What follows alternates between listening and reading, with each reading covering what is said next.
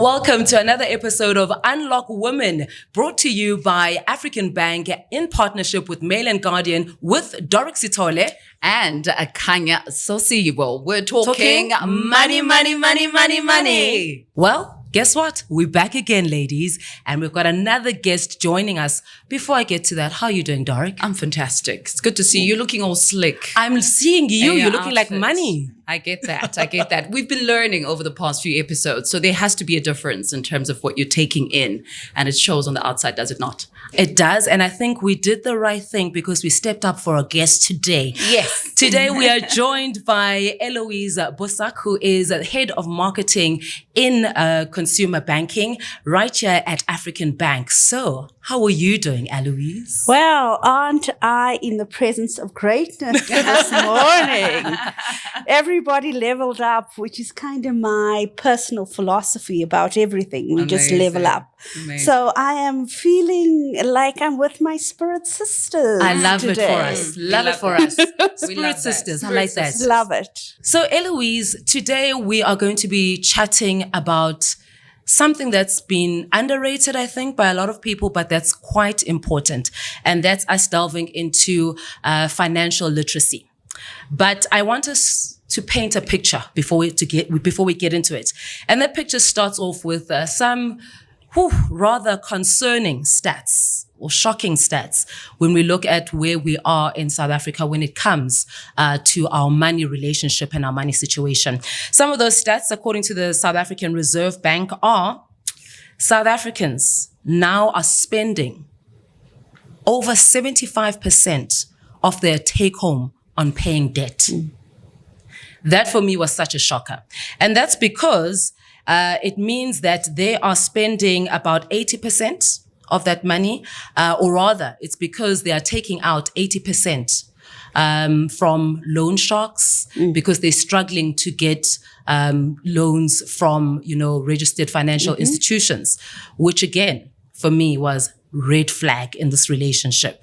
And the last thing that really also got me quite worried was that 84% are struggling with their one income or their two incomes within the home to make ends meet, which means come retirement, only a small number of 6% can actually afford to comfortably retire.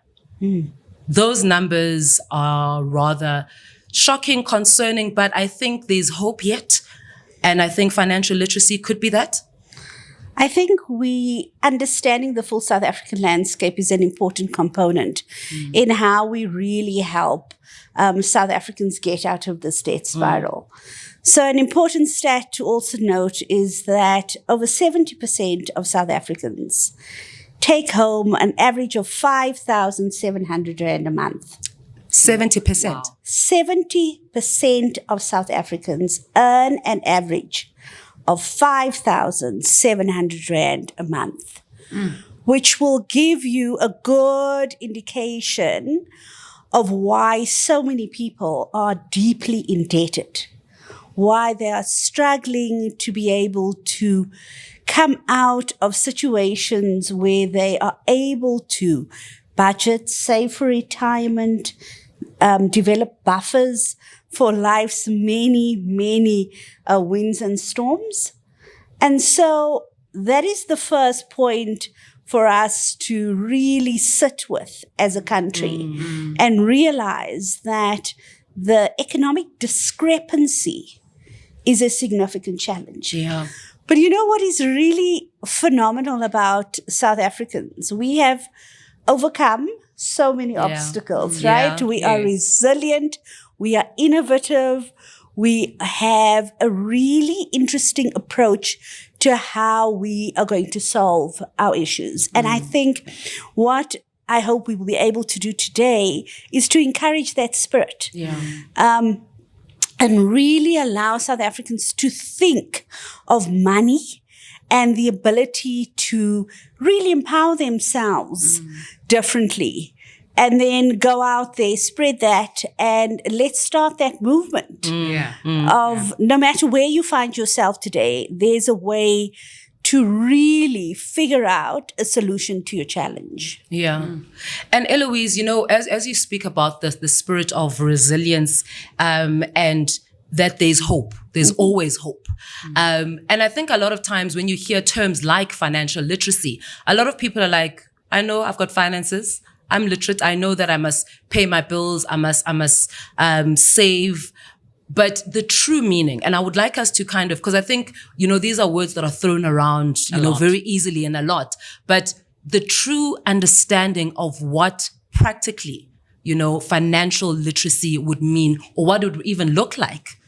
So what is interesting in terms of how I've always thought about it is finances have power, right? They have the power to really change your world. They have the opportunity and power to change your communities, your family. Yeah. And so instead of thinking of it as the ability to know how to manage your money, it's really about being empowered to manage your money. So it's really about learning the techniques that give you power, give you deep ability to look at a situation and feel, okay, I understand the reality, but I also understand how I could utilize this in a different way. Yeah. I feel like I am in control. Money as a construct and our ability to manage that is so vital to our confidence, to our ability to thrive, for our communities to thrive. Let us be clear, we will not be fully liberated as a nation until we are economically liberated. Yeah. And that requires a conscious view that I'm taking my power back. Yeah. And when in the work that you do, because you are consumer facing, but not only that, you're also an entrepreneur. As a woman, and in engaging with women in different spaces, when it comes to understanding, as you said, the power that money gives you and how important it is to empower yourself in dealing with money, in understanding money, in the energies of receiving money and how you spend the money. What has been your experience, your personal experience, where you're just like, okay, outside of, my corporate work, but this is sometimes how I see that I engage with women, and it's a golden thread, whether somebody is at a corporate setup or they are in business, whether it's big or small business. Is there anything that has ever stood out for you in terms of women and financial literacy and an understanding of it? So what I find extraordinary about women, particularly women of color, is they learned how to manage with very little. Our grandmothers, our mothers, there are many women-led households that are somehow making it work with very little. But they lack the confidence in truly believing they have the ability to create wealth. Okay. So there is a lot that can be done in building that level of confidence that I can be wealthy, that I have the skill set or the access to resources to learn to be wealthy, to understand how to navigate risk, how to look at opportunities in a way that allow me to actually generate wealth for myself and generations to come. Yeah. Because we as women in particular lack those type of role models. Even in deep, dark apartheid, if you look at a bank like African Bank, really founded by entrepreneurs, Black entrepreneurs, it's an extraordinary story. They had the audacity to believe they could start a bank with 70 rand. Yeah. How many female stories like that do we have? Yeah. How many female role models have we expressed, have we used in media, who have shared their insights that women throughout the country can see themselves in that situation and say, hang on a minute, that could be me. Yeah. I'll tell you a great story. A number of years ago, and I'm sorry I forget her name, there was a lady I did a profile on when I was doing a magazine. And she started with a side walk cart selling basic quotas on the street. She was a single mother, and she used that basic white cart and was just selling quarters, inguinia, the standard that you see many people are doing. Yeah. But she really had this deep understanding and confidence that it was not going to end there.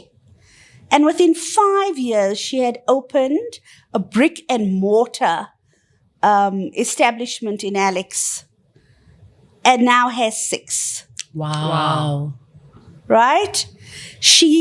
And it's a phenomenal story. And it was all founded in her ability to believe in herself, in basic understanding of how to develop profit margins, ensuring she knew that if her cost was X, she needed to add a percentage that was linked to putting back in the business and a percentage that would be driven pure profit, and that she would keep reinvesting that profit for growth. Yeah. She knew her market, and so she knew she would be able to establish a restaurant, a Shisinyama, that would have appeal.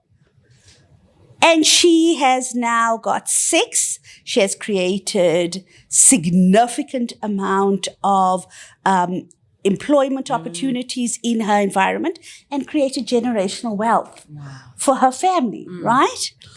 And what was extraordinary, she, in her primary location, she still has the first pot she cooked in, right? It is hung in it's fantastic. Yeah. And when she looks at that pot, she says every day, it is a symbol of you can come from the most humble beginnings. Yeah. You can start with something incredibly small, but you have to have the confidence that we as women will change this country, that we as women who are empowered have the ability to share that knowledge and confidence in our families, in our communities, so that we can be role models for women going forward, that they may feel that they can be empowered. You don't have to be a broker.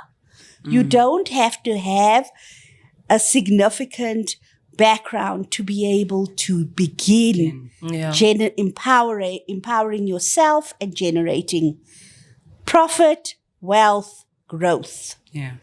One step is a step. One step is a step. I'm happy that you touched on a very important point there about role models, which actually inspired the podcast for Kanya and I. Because in our conversation, we were asking ourselves, for the girl child who's thinking about wealth and a girl of color, who do they look up to when they think about a woman who's created wealth, who's confident, who's thriving? Very often we go back to America. And we drop names of American women that we think are really thriving, and we don't have our own African role models, which was a pain point for us. I think we have them. We just don't celebrate them enough, right? Yeah. We don't tell those stories. We don't actually look into our communities, into our own families. I had a very interesting interaction with, she was, I would think, in her 80s. It was a go-go at one of our events. And I sat and asked her how she had raised her family as a single mother. Yeah. She had 3-degree children. Sure. She had, and at that point, numerous grandchildren who were qualified, thriving, etc. And she was the seed that began all of that. And she spoke about the reality of not having access to funding, right? They did not, which we all have now. And how that difficult circumstance allowed her to be creative, to be innovative in how she managed her money, in how she understood that sometimes it takes sacrifice. That, I guess, for me, when I look at the life my daughters have, how much sacrifice do they understand in terms of delayed gratification and long-term goals? Yeah.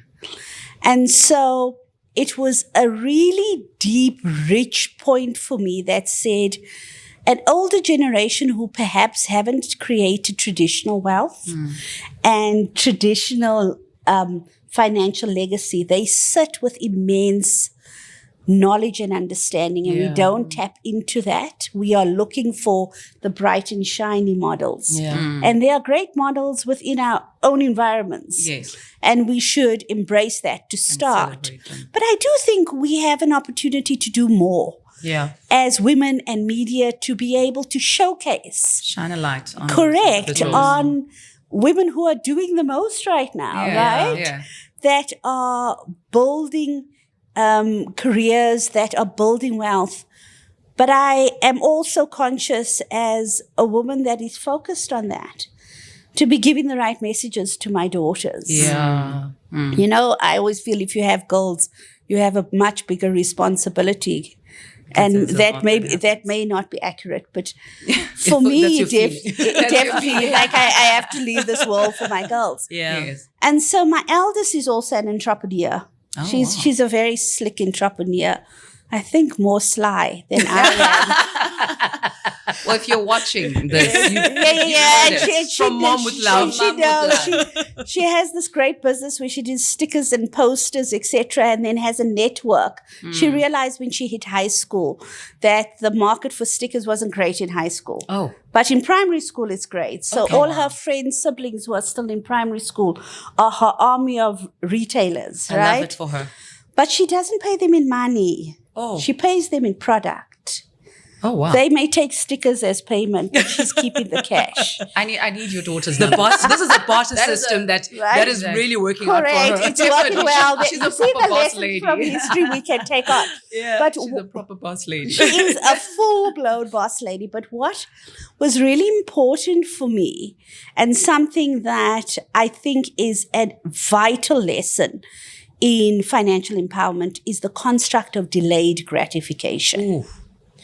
We must learn to not want and have everything right now. What my mom calls us the microwave generation. The microwave generation. Yeah. You want things done in 2 minutes. You want it now. And it must happen there and there. It must happen there immediately. But I was also just curious, because we on this platform, we do like people just to be very open about their own personal experiences. And you touched on role models. But just out of curiosity, for you as Eloise, in terms of your relationship with money and who you are now, would you say that from a young age, just like your daughter is being described right now, you were that entrepreneur, or you also had to learn from a particular role model? How was that for you? I had to learn. You know, my mom, I look back and how she managed money and how my mom didn't ever earn more than 1,000 Rand in her life. Wow.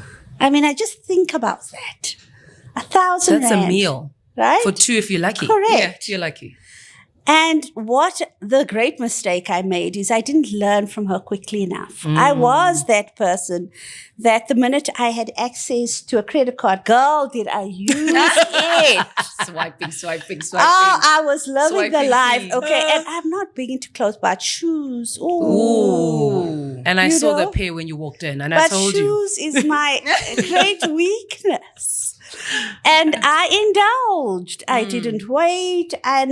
And of course, you will run into significant trouble if you do not learn how credit and tools of credit help you instead of hurt you. Yeah. Okay. And so my journey was very much focused around learning those very hard lessons of this is hurting you now. Yeah.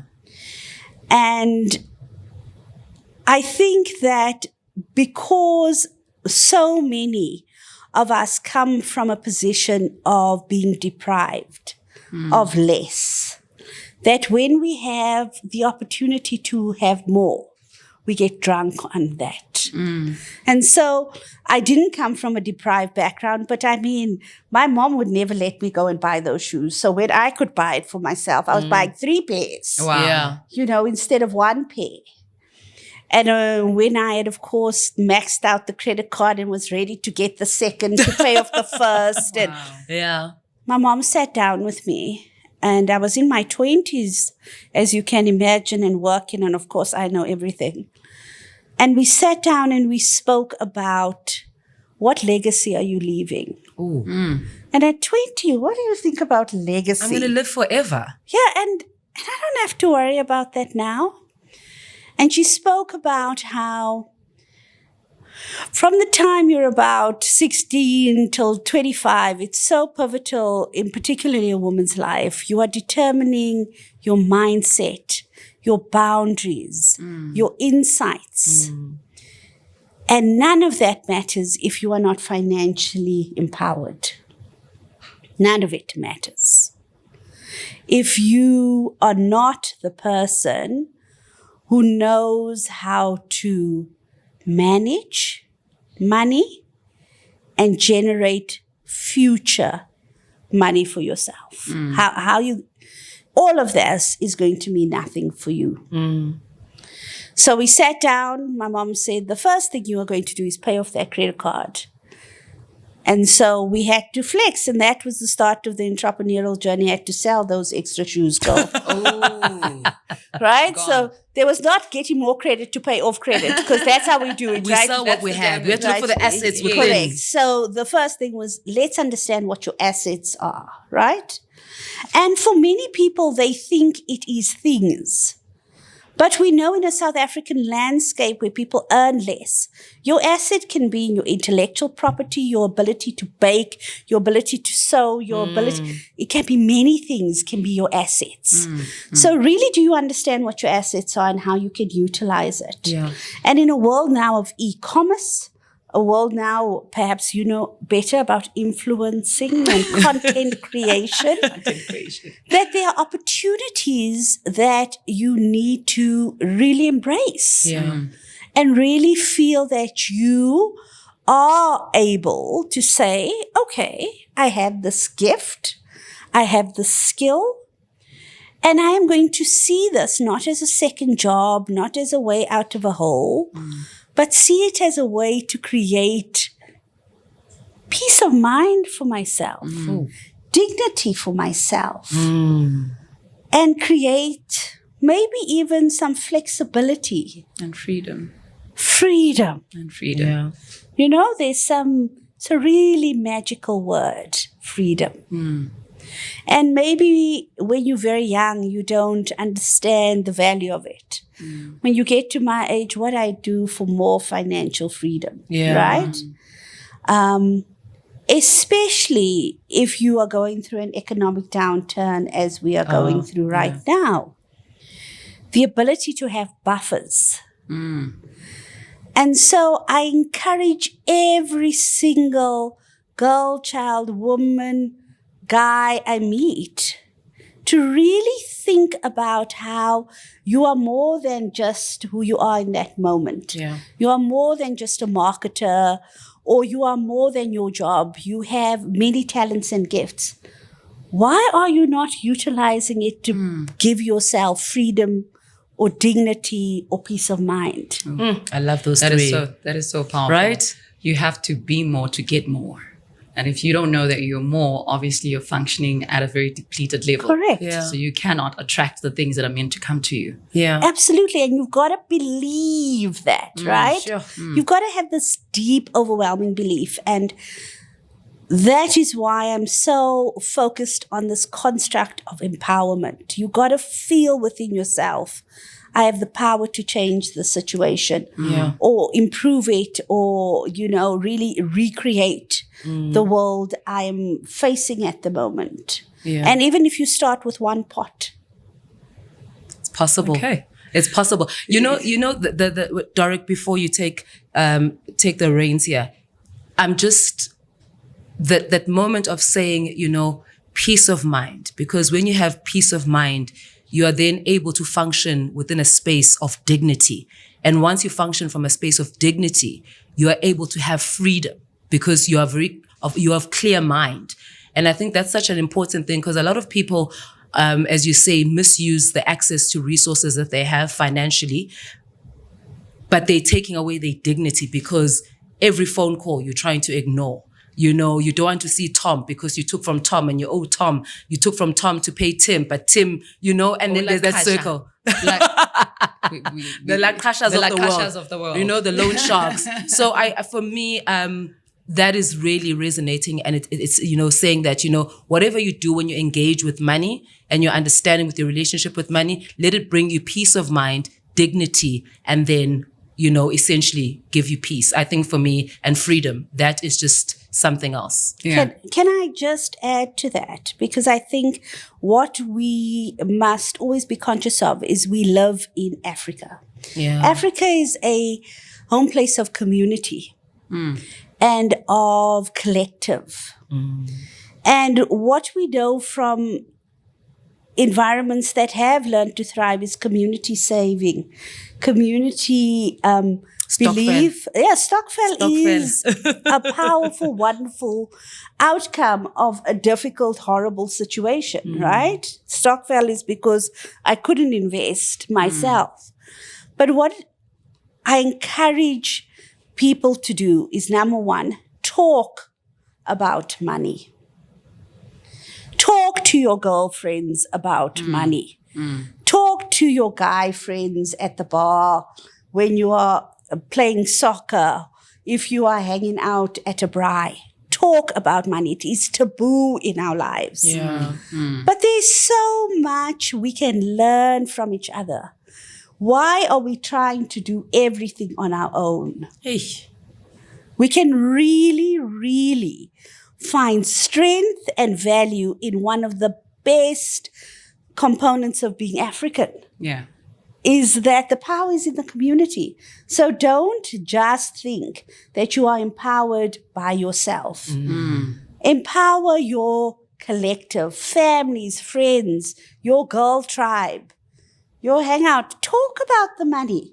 Have those conversations. You would be amazed at what you can learn from each other and what you can do collectively, because maybe you've got a hustle I can participate in and I can really level up. Maybe, you have comms and marketing skills. Maybe you can help me build my business and I can help. There is so much we can do together. Yeah. And I think what is really unnerving for people is often when we talk about literacy, it's my ability to know. And I must know everything. And the accountability is on me. And where I have felt I've thrived the best, where I have gotten the better opportunities is through a community of like-minded women, right? Wow. Particularly in my case, it's been women. But I mean, it's not really exclusive to that. Please don't be afraid and nervous to have that broader community conversation. Yeah. And I think just the one important thing, obviously, outside the context of highlighting what people should be doing, just going into some tips, because you did mention that you liked your shoes, so you're literally a swiping queen. I was. Or swipeaholic. The back of that credit card, that black, then the signature is faded. Yeah. Oh, it was faded because you were using that card for sure. You knew how to use the card. Those were the days we still swiped. It wasn't a tap. So outside the context of moving from being a swiping queen and also getting to a level where your understanding of money obviously is right now, even as we're listening to you, it shows that you've grown in your own understanding. But for someone who's watching this right now and they need practical tips, because we were talking earlier with Kanye about the bread and butter issues. So somebody will come and say, invest this amount of money, put aside 50 Rand. Bread and butter in me says, but that could be for bread. Correct. So you're asking me to take money for my bread and put it on the side, but I'll need it tomorrow. So people are struggling to find that balance. The numbers already are saying a lot. Yeah. How do we move to a space of being creative with our budgeting? So I think the first most important aspect for me is to be honest. Be honest about what you are spending and what you are spending it on. And I know people often feel like, oh, it's too expensive to budget, or I need a fancy tool. Please, pen and paper. Write it down. That's the first thing. When you can visualize, you can become creative. You can be honest with yourself about, am I saying that 50 Rand is for bread? Ish. Or is it actually for bread, right? And we know there are many South Africans that it is actually for bread, right? Yes. But do I need to be going to the shop every day, and is the bread costing me 50 Rand, and because I'm going every day, I'm buying 4 other things? Ooh. Right? So should I go once a week and buy 3 loaves of bread? I don't know. So that's one way of approaching it. The second really key thing around budgeting is to know what your sources of income are. So for most South Africans, that's one source. Yeah. For some, it's just a SASSA grant that we are working with. And so where you know that this source of income isn't enough, we have to be honest about alternative sources of income. That is the only way you will have a budget that works for you. You have to understand, if I currently do not bring in enough to meet my basic needs, how do I innovate? How do I get creative? What talents and opportunities do I use to be able to supplement my income? And if you have that ability, then you gotta sit and be very disciplined with yourself. Ooh, discipline. Oh, we hate Keyword. that word. Eh? And you know, when you speak about discipline, I'm thinking about what you're saying about going to the store. I found myself where you walk into a store, you're like, I don't need a basket because I'm going for one thing. Then 5 minutes into it, someone, assistant at the store, be like, let me get you a basket, because you have more than the one thing you walked into the store for, and you're carrying things like this. So that's a big word. That's a big word, that discipline word. So I think what makes it easier, because all of this feels very constrictive and challenging and uncomfortable, is pick a time once a month that you sit outside with a cup of coffee. Please don't do it with wine. Disclaimer there. Yeah. Please don't fudge in the Literally, figures the with sound wine. effect I heard was pom pom pom. I heard it somewhere. I don't know where it's coming from. Because you really need to be honest with yourself in that moment. And once a month, really just look at this and say, guys, do I have enough money to cover what I need? Do I have the opportunity to make more for what I want? And am I in a position to actually create some space for more? Yeah. And that does mean you need to truly understand what you want. Maybe you want the shoes and you don't want to be disciplined about how much one pair of shoes is going to mean if I put it away, right? Maybe I know I can have access, and now there are all these phenomenal opportunities on social media, great influencers, phenomenal resources that can give me the power to know how to create some level of wealth or a buffer for myself. Yeah. That we have amazing instruments, even something like a basic bank account. So our My World account comes with 6 pockets. And you can choose if you make them all transactional or savings.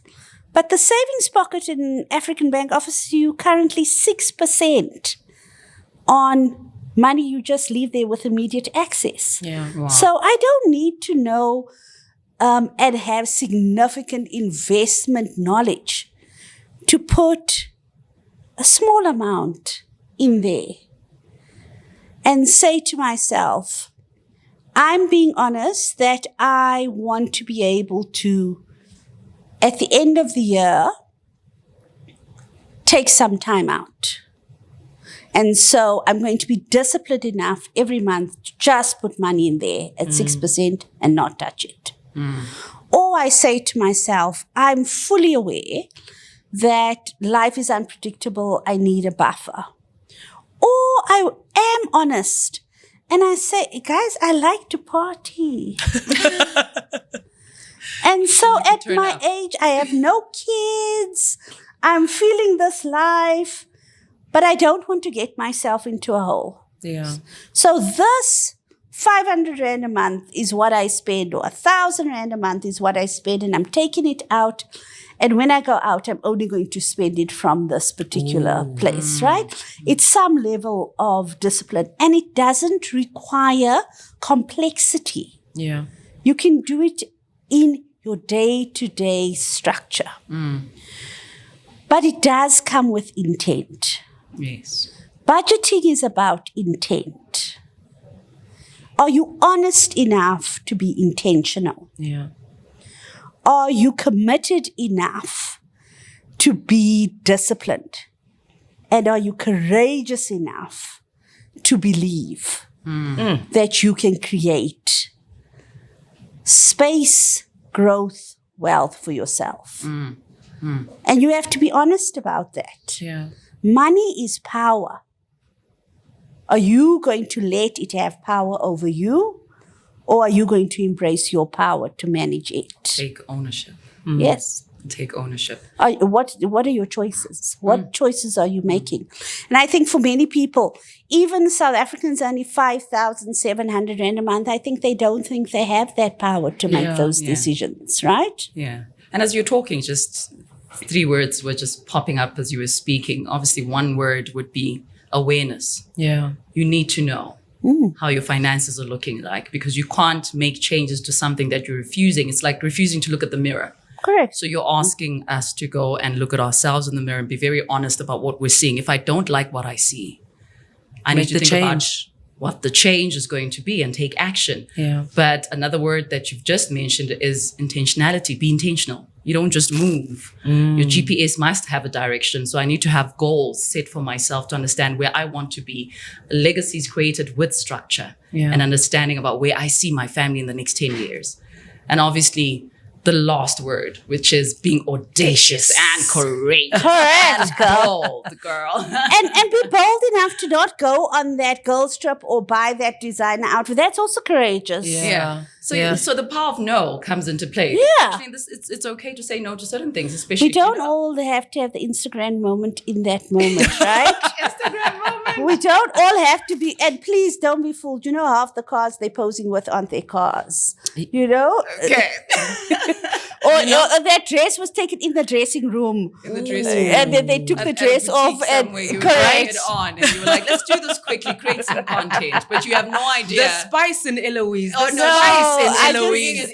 I'm just like, girls, like, please don't fall for that. Yeah. Because, Bring it in. because what you really don't want is when you are then on your own or you are sitting with your family and you have not been intentional, you have not been courageous, you have not been disciplined. And you look around and you are relying on your kids. Or you don't have that and you are relying on a SASSA pension. And you realize then there are no shoes and no dresses and no evenings out and no parties and fancy trips. Life gets real. What are you choosing for yourself? Yeah. We come from a legacy of very limited choices. People decided where our parents lived. They decided where we could go to school. And part of that psyche is still prevalent in South Africa. We struggle with delayed gratification. We struggle with buying fancy cars and still living in environments that are not growth opportunities for us. We love the status. And now we've got to mature to a point where we understand we have choices. Yeah. And understand that comes with responsibility. But also understand it comes with opportunity, guys. We are in a wonderful position to make different choices. We have phenomenal resources. We have incredible financial assistance. Why are we wasting it? Why are we living only for tomorrow when we could be living for what this means for our lifetime? Yeah. So if you can't save for retirement right now, and you are in your 20s, and for whatever reason, and we know many of our South Africans are paying black tax. They are indebted because they are supporting families. Then if you're supporting your family, let's everybody work together to figure out a way how we can have a side hustle together and how we can support each other better together. And that's not for everybody, but there are options. But you've got to be thinking beyond today, beyond this moment. And use it. Use this phenomenal time in our lives, guys. Use it while you still have energy and you don't want to fall asleep at 9 at night. Wow. Use it while you still have the energy. Yeah. And it always feels like these conversations are so short. Right? The gems start coming in and you want to talk forever and forever. But we also have to say goodbye. But thank you so much for sharing the gems you shared with us for this episode. And I know for sure that there are people who are going to be watching this and taking notes, because those tips are so important for us. Outside of the conversations, what can I do practically to grow in terms of my own relationship with money? And to be able to wake up and say, yes, indeed, I've grown and I am creating a legacy for the next generations to come in my own family, but also for myself, and be able to do the things I need to do with the peace of mind that Kanya was highlighting. But if you are watching this and you're thinking, Eloise dropped some things about products that African Bank has, like your My World bank accounts, getting those pockets, and getting to save also when it comes to those monthly fees. So you can also visit the African Bank website on www.africanbank.co.za. Look at the products that we offer as African Bank. And to you, Eloise, thank you so much. Thank you. It was fantastic. Thank you so much. So that was Eloise Boezak, who is the head of marketing for consumer banking at African Bank.